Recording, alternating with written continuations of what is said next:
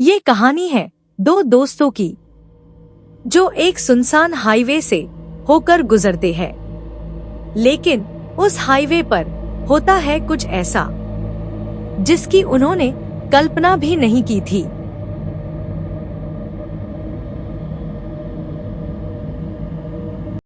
रात के करीब 11 बजे का समय था। सुनसान हाईवे पर दूर दूर तक कोई गाड़ी नजर नहीं आ रही थी। बारिश भी रुक रुक कर हो रही थी और सड़क पर धुंध तैर रही थी।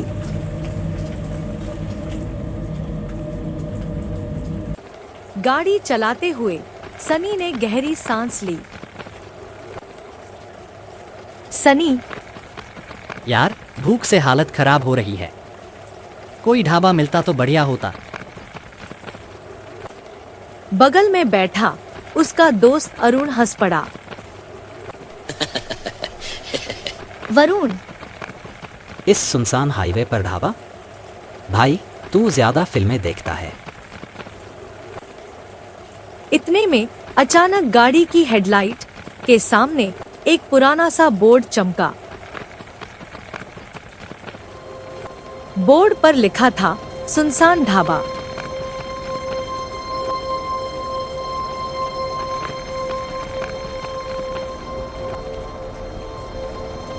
दोनों ने राहत की सांस ली और ढाबे के पास गाड़ी रोक दी।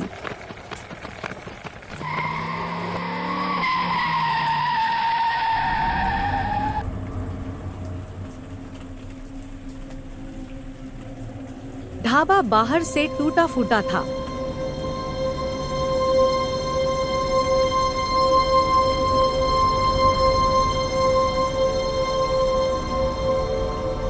लेकिन अंदर पीली बत्ती जल रही थी।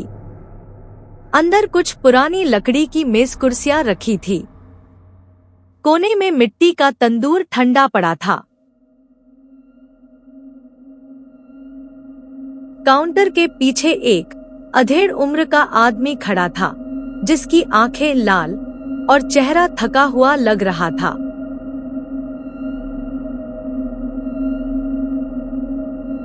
ढाबे वाला गहरी आवाज में, आओ बाबूजी, बैठो। क्या खिलाऊं? सनी और वरुण ने एक दूसरे को देखा। भाई, दाल रोटी मिल जाएगी? ढाबे वाला, सब मिलेगा, दाल रोटी चिकन भी। बैठो, अभी लाता हूं। वो आदमी अंदर के अंधेरे कमरे में चला गया। इंतजार करते करते सनी ने इधर उधर नजर दौड़ाई। दीवारों पर पीले पड़े अखबार चिपके थे। उनमें से एक पर नजर पड़ी। हाईवे पर रहस्यमयी मौतें, लोग ढाबे के पास से लापता। सनी ने अखबार वरुण को दिखाया।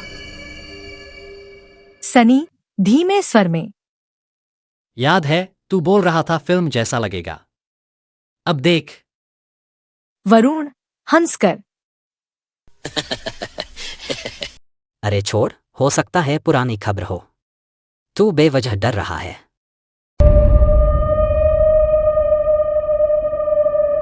तभी ढाबे वाला खाना लेकर आया।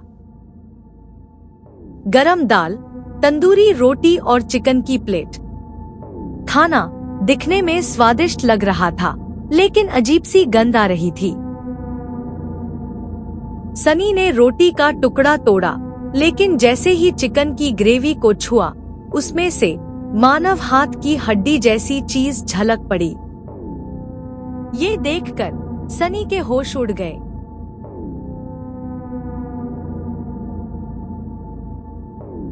सनी घबराकर, अरुण, ये देख। वरुण ने झट से कटोरा देखा और उसका चेहरा पीला पड़ गया।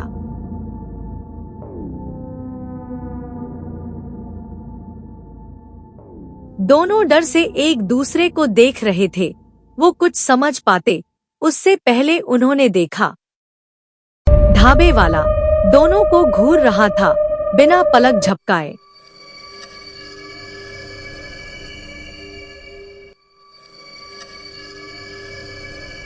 ढाबे वाला धीरे से, खाओ वरना भूख से मर जाओगे। दोनों के हाथ कांपने लगे। सनी धीरे धीरे पीछे हटने लगा।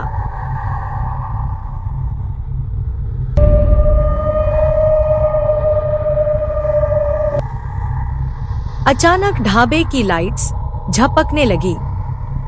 हवा का तेज झोंका आया और दीवारों पर लगे अखबार उड़कर जमीन पर गिर गए। उन पर छपी खबरें पढ़कर दोनों के रोंगटे खड़े हो गए।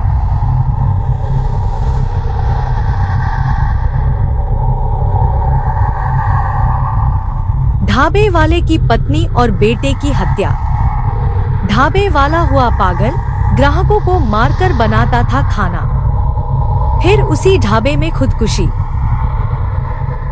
वरुण की आवाज कांप गई। मतलब ये आदमी जिंदा नहीं है? तभी ढाबे वाला अचानक हंस पड़ा। उसकी आवाज कान फाड़ देने वाली थी। उसकी आंखें खून जैसी लाल चमकने लगी और उसका चेहरा धीरे धीरे सड़ता हुआ नजर आने लगा।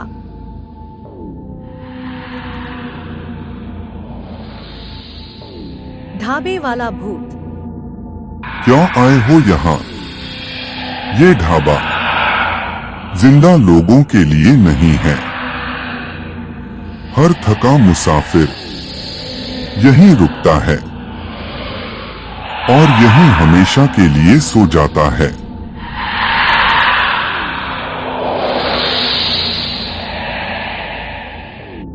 सनी और वरुण ने बिना सोचे समझे गाड़ी की तरफ दौड़ लगाई,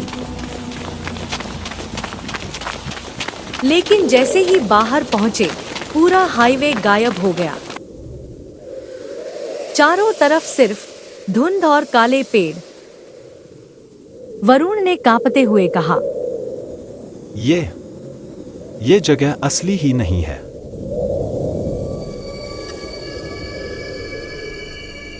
पीछे से भूतिया ढाबे वाला धीरे धीरे चलता हुआ आ रहा था। उसके कदमों की आवाज सीमेंट पर हथौड़े की तरह गूंज रही थी। अब भाग नहीं सकते। यहाँ से कोई नहीं गया, सब यहीं रह गए।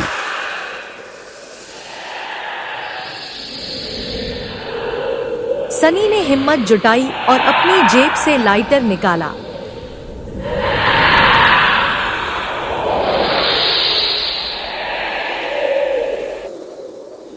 ढाबे के पास रखे मिट्टी के तंदूर में आग लगा दी।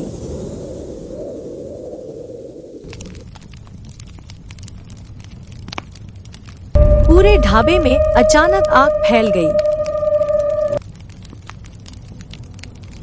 भूत चीखने लगा।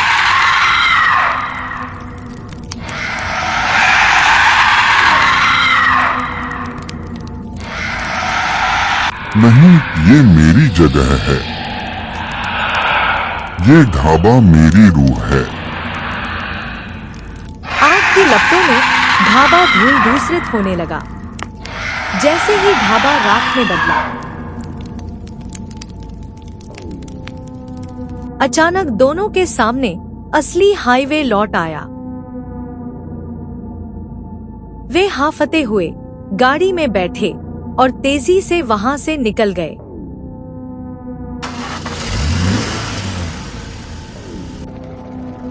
करीब आधे घंटे बाद जब दोनों ने चैन की सांस ली तो वरुण ने शीशे से बाहर देखा।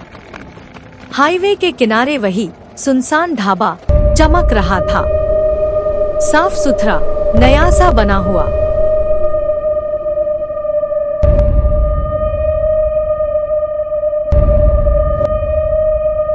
वरुण ने डरते हुए कहा, ये ढाबा तो जल गया था ना? सनी का चेहरा पीला पड़ गया। हाँ, लेकिन शायद ये कभी जलता ही नहीं। गाड़ी की स्पीड और तेज हो गई।